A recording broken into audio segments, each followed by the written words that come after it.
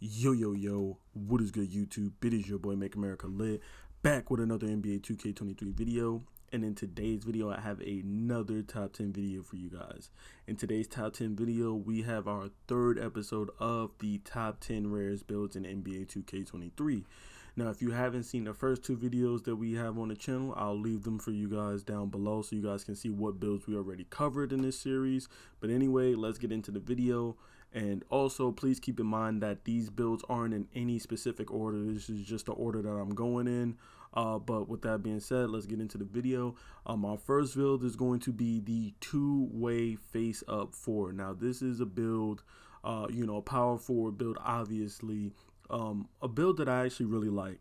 And the main reason why I like this build is because it is versatile. You know what I'm saying? It's two-way, has defense. You can space the floor. You can shoot. You know, you have a little bit of playmaking where you can put the ball on the floor. This build is like built, just with an all-around aspect in mind. You can finish. You can post up, you can face up, you can put the ball on the floor, you can, shoot the midi, the three, you know what I'm saying, play defense. You're just a well-balanced build, and in, not just in NBA 2K, but in the modern NBA, there's really no room for one-dimensional players anymore. Every player in the NBA can pretty much do it all. And that's just, what, this build is going for, a build that can pretty much do it all. You know what I'm saying? Moving on to our second build. We have the lob threat. Now, usually lob threats are just mostly finish balance builds, or builds that are just mostly heavy finishing and stuff like that. But the way I made this lob threat build, it's pretty well balanced. It does have high finishing, but it also has, decent shooting, decent playmaking, can put the ball on the floor, can pass the ball a little bit, and decent defense as well too. I think I made it was like 20 finishing and then like 15 across the board, like 15 shooting, 15 playmaking, and 15 defensive if I'm not mistaken. I don't really remember the badge count for all of these builds that I personally made for myself on my channel, but I do know that you can make the lob threat build very, very balanced, and when people think lob threat, the first thing you think is, a build that's just going to dunk, rim run, catch alley-oop, backdoor cuts and stuff like that. But, depending on how you make your lob threat, you can make your lob threat with a really nice three ball or mid-range game, really good playmaking, ball handling, dribbling, defense and stuff like that. So, it really does come down to how you tailor the build for yourself, Moving on to our third build, we have the two-way pass first wing. And that's a mouthful to say, but again, another build that I really, really enjoy. I really like this build just because, once again, it's another one of those versatile builds. And it's actually a really good build for scoring as well. And that's one of the things I do like about this build, because when you see the name two-way pass first wing, you're not going to be thinking of a build that can actually score, put the ball in the net, but you actually can score really well, has decent finishing and good shooting with this build. But when people see the name two-way pass first wing, they're going to think, oh man, like, the older 2Ks, the first thing that would come to mind is like red, yellow pie chart, right? Like, oh, you're a build that's heavy defense and heavy playmaking. That's it, pass first wing and two-way. But no, this build can actually score. This build can, finish at the rack. It can shoot and stuff like that. So, and the one thing I really do like about this build is that you can, if you, like me and you play rec, you can kind of, spread this build across like 3 different positions. You could even run point with this build. Depending on how you tailor this build specifically, as far as like the playmaking and the ball handling and the level of unpluckable that you have. But this build can kind of fit anywhere. Even though I know it says two-way pass first wing, which means you would be on the wing, you can run this build, at the 2, at the 3, and even at the 4. You know what I'm saying? If you made sure that, you're decent height, 6'7", 6'8", or whatever like that, have some decent rebounding and stuff like that on you, strength and stuff, you could even run this build at the 4. You know what I'm saying? So that's what I really do enjoy about this build, is that it's very versatile. Moving on to our fourth build, we're looking at the diamond mid-range scorer. Now, the main reason why I like this build, It's just because of the diamond aspect, the passing aspect. Passing is a lost art in NBA, 2K and stuff like that. Nobody really cares about passing. Nobody really cares about, dotting people and stuff like that. And that honestly is one of my favorite things. Like, as far as like playing defense and scoring, that's fun. Yes, getting the ankle breakers, catching bodies and stuff is fun too. But to me personally, myself, nothing is more fun than just getting off a pass that nobody on the court sees but you. You know what I'm saying? You running down the court, and then you see somebody out your peripheral or whatever, left corner, right corner, and you just sling that ball, whoop, dot. And they knock down the shot too. That's the best part. Not just hitting the pass, that nobody else sees, but dotting them wide open and getting them a wide open easy basket. There's nothing better than that, man. So with the diamond mid-range scorer, also, the one thing another thing I like about this build is that because of the names, it functions as a catfish build because people see mid-range scorer or something like that, outside scorer, and they think that means, oh, well, you can't shoot mid-range, you can't lay the ball up. Mid-range scorer doesn't mean that you can't shoot threes. All it means is that you have a significantly higher mid-range than the three ball, which means a lot of people, when they see mid-range scorer, they're going to think, oh, well, he didn't even put out his three at all. Right, if you're playing rec and you're not on park or somewhere where people could check your card and look at your attributes and stuff, they're gonna see that and be like, oh, he can't shoot, sag off of him. And then when you start knocking out shots, now they're gonna have to guard you. They're gonna have to respect your shot. So it can function also as a catfish build as well too, depending on who you're playing against. Now, a smart 2K player is gonna know in NBA 2K23, pretty much everybody can shoot, so they might not sag off of you, but there are gonna be some dudes who sag off of you just because of your name. Moving on to our fifth build, we're looking at the two-way face-up playmaker, and that's going to be basically the same exact build pretty much as the two-way face-up 4, except this build is going to have a lot more playmaking, primarily passing and stuff like that to it. You're going to be able to put the ball on the floor. This build kind of reminds me of like a Julius Randle type of build, if you will, like a build that can play some defense, can score and stuff like that, but you can also be a vital part of the offense as far as running the offense and playmaking out of the post, facing up and stuff like that. Kind of similar to what Julius Randle does for the New York Knicks. You know what I'm saying? Just a really good versatile build. Similar to the two-way face-up 4, just with an emphasis on playmaking. Moving on to our next build is going to be the balanced offensive wing, or I like to call it like the Michael Jordan build. This build is just balanced overall offensive. Like, you're gonna just be able to do it all. You're gonna be able to finish, lay the ball up, dunk, post up. You know what I'm saying? Shoot the mid-range, shoot the three, knock down free throws, playmaking, stuff like that, put the ball on the floor. You're going to be able to do it all offensively.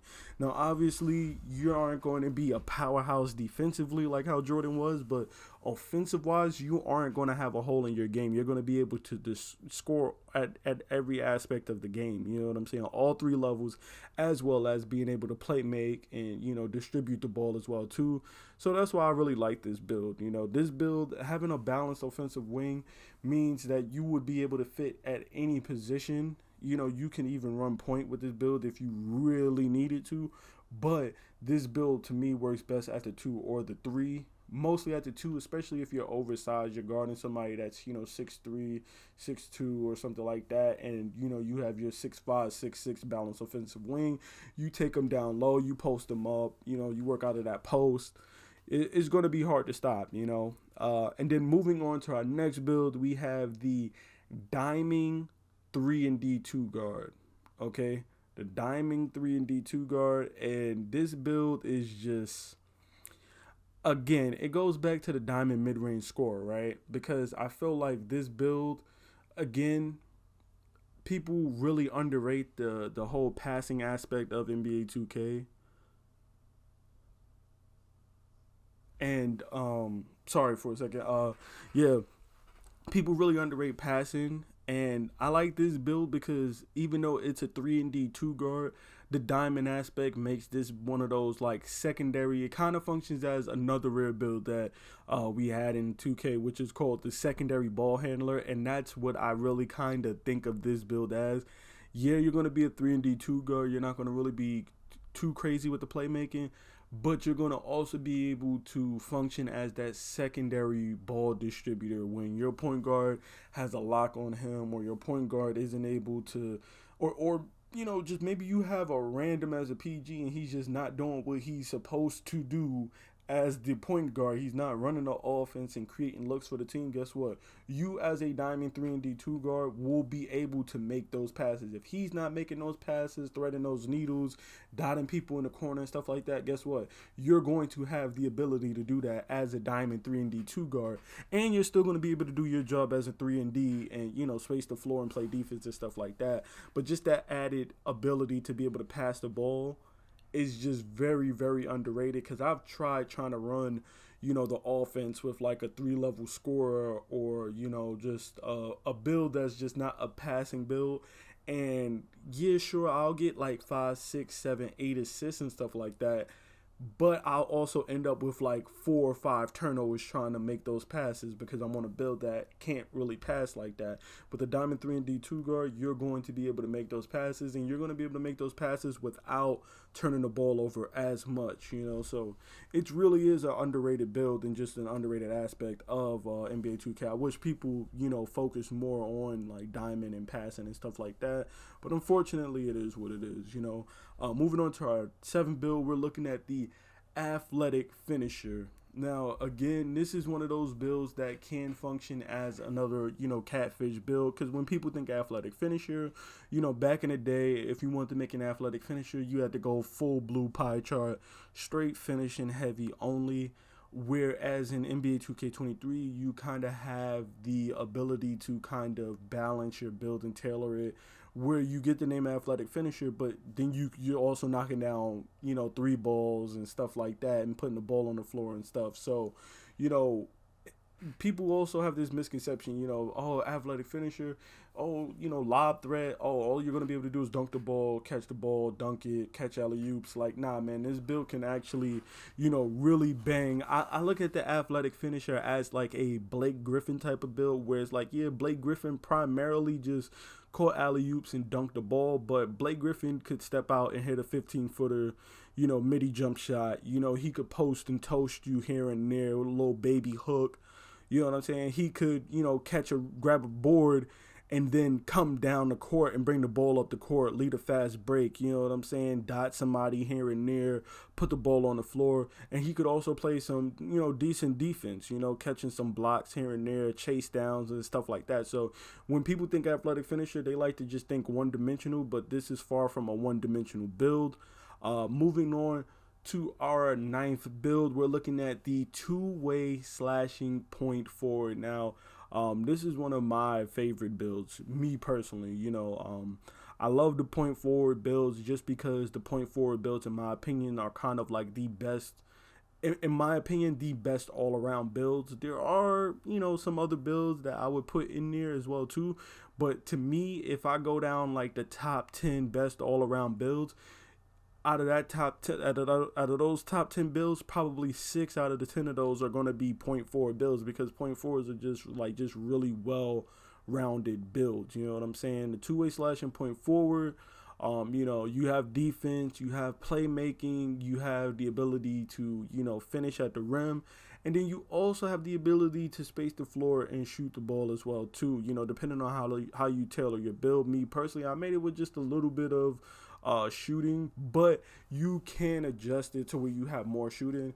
Of course, if you want to get the name slashing point forward, then you obviously have to, make sure that you have more finishing than shooting, or that your finishing is higher than your shooting. But, you can still have the name two-way slashing point forward and still be able to space the floor and shoot the ball and stuff like that. So, that's why I feel like it's just one of the more, better builds, but also, again, on the rare side of the builds, because I don't think I've ever seen somebody with a two-way slashing point forward, in my opinion. I've seen like a couple of different point forward builds, but I don't think I've ever seen a two-way slashing point forward yet in NBA 2K23, besides when I made one, you know.